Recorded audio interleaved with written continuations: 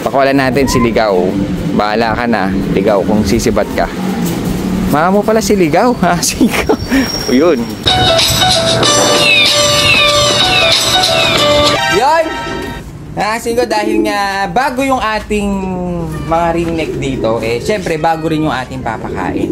Ang ginawa natin mga kasing ko, ayan o, meron na tayo ditong maghapon ay magdamag ko to binabad. Kailangan pala sa kanila medyo malambot lang mga kasing ko, kaya ginawa natin, magdamag natin pala siyang binabad. Tapos ayun o, medyo tumaba na siya. Ang ginamit nga natin dyan mga kasing ko, yung BBC mix, dahil yung BBC mix medyo maraming buto. Yun ang ginamit natin, BBC mix. Kasi ang pinapakain ko dati, hagibis lang na dry. Parang naging manok sila, hindi pala pwede yun. Mas maganda daw pala, kaya pala hindi nag-breed yung akin. Ganun ang pinapakain natin. Dapat daw pala meron silang birdseed, sunflower, tawag dito, oat grow. Tapos meron nga ganito, makasing ko yan. Meron nga palang dapat ganito. Tapos ibababad pala dapat, kaya parang mas gustong-gusto nila. Tapos, syempre, pwede tayo maglagay ng mga apple, may fruits nga pala, apple, kalabasa, kung ano-ano pa, mga vegetables, pwede rin pala sa kanila. Kaya ang ginawa natin, meron tayo isang apple na nakita dun sa rep, medyo, medyo cute na siya mga kasingko, medyo, tignan nyo, medyo kulukulubot na yung ating apple. Pero gagawin natin dito, dahil nga, di sila makapag-breed, dahil ang gamit natin hagibis, hagibis na pinapakain ko nagbabad na nga tayo. Ayan. Yan ang papakain natin sa kanila. Ayan, bagong na natin. Dahil nga tinuruan tayo ni Tropa Pips kung paano i-breed at pakainin, maging healthy yung mga Indian ring neck. Kaya yun ang papakainin nila. Tapos meron tayong nakuhang isang apple dun sa rep. Siguro mga ilang araw na to doon. Kaya medyo, pero hindi pa siya gano'ng malambot. Medyo okay pa siya. Ngayon, gagawin natin dahil iisa lang yung apple natin. Gagawin ko, paghahati-hatiin ko na lang sila. Hinati-hati ko nga ito kanina mga kaya naghati tayo dito ng, ayun, sige, kita nyo, nasa loob. Talagang kusan, alam mo, kusan na talaga napupunta itong atin. Meron sa loob, may laman sa loob. Kunin lang natin, ha? Dahil nga, hinati ko pa yan, mga kasiko. Hahati-hatiin pala natin to sa mga ring neck natin ng 6 na piraso. Pero, ayun, naka-plastic pa para hindi mabasa. Tanggalin lang natin sa plastic. Ayun, naka-plastic siya para hindi mabasa. Ito na naman, meron na naman pala tayong sulat. Alam nyo, dati pinoproblema ko kung paano gumawa ng content. Nag-iisip ako ng content, napakahirap din. Ngayon, nadagdag pa kung saan ko itatago itong sulat. Kaya ngayon, dahil nga konti lang naman to, natin sa shoutout, mga kasingko, yung mga tropa pips natin na lagi nagpapa-shoutout. Lahat yan sa shoutout natin, pa isa-isa lang, mga kasingko. Pa konti-konti lang, hindi naman lahat dapat. Kasi ang mangyayari, buong content natin magiging shoutout na lang. So, yan. Sana mag-comment kayo kung saan na yung mga pinakamalayo na nating nararating na video natin. Mag-comment kayo kung taga saan kayo para alam ko rin, mga kasingko. Yan, shoutout na natin. Na galing sa Mansanas na Luma, mga kasingko, naipit pa. Shoutout kay RTP Lucky ng Riyadh. Lucky ito. Shoutout kay Marvin Peyes ng San Jose, Bulacan. Kay Jeric Abalos ng Anao, Tarlac, taga Tarlac. Shoutout kay Chantel Astada, shoutout sa iyo. At last na natin, mga kasingko, konti lang naman. Kay Tito Vic and Joey. Hindi pala. Idol ko kasi yun Tito Vic 23 TV pala. Tito Vic 23 TV, shoutout sa iyo. Kala ko Tito Vic and Joey na. So ayan, gagawin ko dahil nga nakaready na yung kanilang mga pagkain, papakainin ko muna sila para naman medyo ganahan sila dito. At ma-at home sila. Alam mo, punta pa dito sa Mansanas natin. Ang gagaling nyo meron palang mga ibon dito na naiwan at gustong iniwan pala ng tropa to at gustong pakainin lang natin. Hindi. Ito, dala ng tropa. Gagawin daw natin dito syempre, di-display doon sa pwesto. Silipin lang natin kung may magaganda, pero may nakita ko mga magaganda parang tulad nito, grisel, blue check, magaganda, may solid na black, ay masiko, may solid na black, may black check, parang velvet na black check, may blue check, may red bar, hindi, red check, may red check, may puti, pero may nakita ko maganda ito, try natin to, ganda na mukha, mukhang babae, ito, gusto ko to. Ganda ng pagkaka-blue check. Hindi. Blue check na grizzle. Ganda ng pagkaka-blue check grizzle. Tsaka ganda ng muka. Ito, pearl eye din. May eye sign, mga kasing ko. Yun, oh. Pearl eye na may eye sign siya, oh. Na grizzle. Blue check na grizzle, eh. Ayun, oh. Blue check siya na grizzle. Ganda ng mata. Tsaka maganda yung muka. Mukhang lalaki.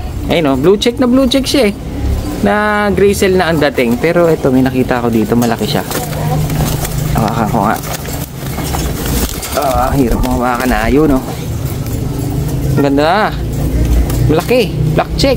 Black check pala ito. Na cock din. Nakakatakot yung mukha. Medyo mukhang mabangis. Tsaka makinis din. Yun nga lang, medyo payat na konti. Pero madaling mapataba. Dahil mukha silang gutom, eh. No? Mukhang gutom sila, eh. Pero lahat naman sila magaganda. Ito. Baka nakaklab ito. Blue check. Ay, hindi. NFS lang. Para kasing ano yung ano, kala ko may sensor. Kahit ito. Hen. Ito mukhang hen. Mga oblong yung sing-sing nila, mga kasing ko, eh. Pero may nasilip ako dito na mga nakaklab. Pero ito to, may pure black tayo. Solid black. Pwede na pamaris, mukhang babae. So ayan, ito lang muna. Tinignan lang natin kung anong itsura ng mga dinala ng tropa. Bali, ito lang muna. Ngayon lalabas na natin dahil nga meron dami nakuha dun sa pwesto. Kaya, uy, malabas talaga sila. Ang gutom din ito, ah. Gumagaya kayo, ah. 4. Yung nakaraan mo kasi bro ko to 4. Maamo na. Hop. Tara na natin. Kung makawala pa. Yan, bali nandito tayo ngayon sa ating Taiwan Lop. At yung mga ibon natin ay medyo gutom na.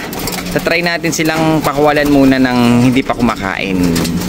Bali, ayun na nga pala si ano, si Dragon natin. Maaga siya nakauwi ng Rosario, La Union. Maaga siya nakauwi ng Rosario, La Union, eh. Ngayon, pakawalan muna natin yung, kasi nagsilalakihan na yung mga pakpak ng mga to, eh. Ngayon na natin si Tipler. Marami na rin tayo pinapakawalan. Yung Tipler natin. Tip nyo. Tipler. So, try natin pakawalan. Pakawalan natin si Barles. Kung isa natin ay medyo nalipat na silang konti. O, konti na lang. Mawawala na yung mga kalapati natin. Ito, yung isang Barles pa natin, eh medyo konti na lang din. Lilipat na yung mga yan, 5. Ito, yung anak nung Florison natin. Diba? Medyo mahaba na, eh. Yan si Tipler, oh. May exercise. Paano mawala? Ito yung isang young bird natin na black check. Ayan, hindi natin pinutulan yan, eh. Dahil young bird pa. Ito, yung pula natin. Pakawala na rin natin. Oh. Konti na lang, mga 5. Medyo lilipad na talaga itong mga ibon natin. Ito. Florison. Anak ng Florison. O, diba? O, konti na lang. May pakpak na siya, eh. Konti na lang, eh.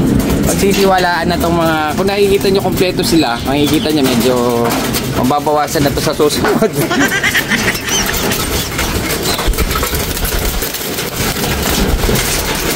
Ito yung Barles natin. Wala na natin. Ito yung marunong sa atin. O, diba? Sibat! Ang isa. Pa. Kasi batin na natin mga ibon. Sibat! Op, tamaan. Si Tipler natin nasa taas, mga 5. Medyo kumukuha ng puwersa. Mukhang gusto na sumibat niya. Nasa taas siya. Nakakakit na siya sa taas. Tapos yung isa, ito naman yung ating si Dragon ni Mrs. Ayun ito siya, mga 5. Maaga siya nakauwi nung Rosario, La Union, eh.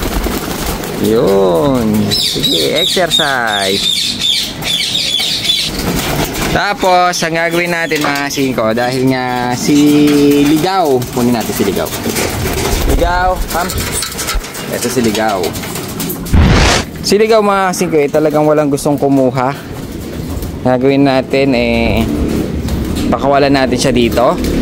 Baka mapasanay pa natin si Ligaw. Ayun yung ating Tipler, oh. Mukhang gusto ng pumepersa. Ayun, sabihin ba't yung dalawa natin. Mukhang gustong pumersa. Ayun si ano, oh. Si ano natin, si Dragon, si Ligaw, pakakawalan natin dito. Bahala na kung sisibat ka. Sana kung sumibat ka man, sana maalala mo yung bahay mo. Kung hindi ka naman sisibat, sana matuto ka na lang dito. Para kada araw-araw na nating ipakita dito sa ibon na to, sana maalala siya na may-ari. At makakuha pa siya dito. Mga 5, ayun o. Pakawalan natin si Ligaw. Bahala ka na, Ligaw, kung sisibat ka.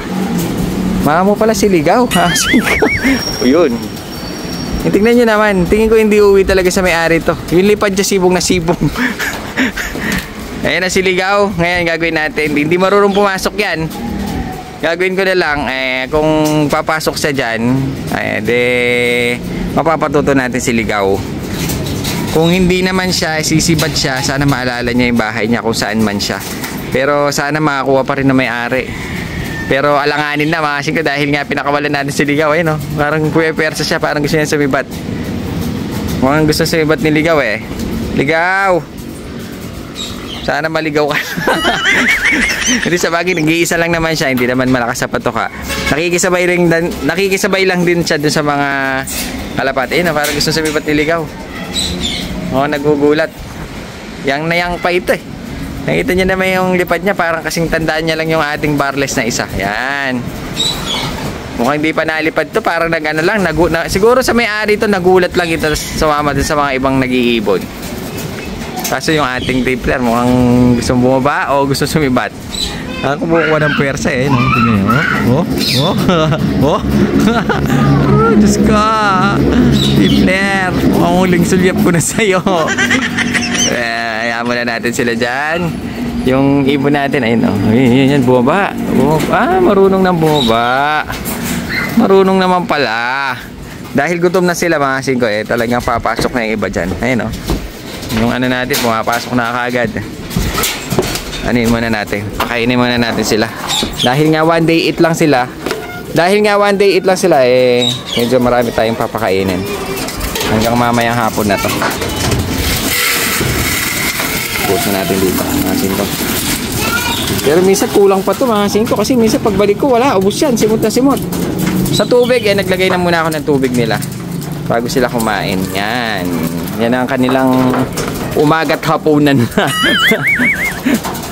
So ayan, pabayaan na natin mga ibon.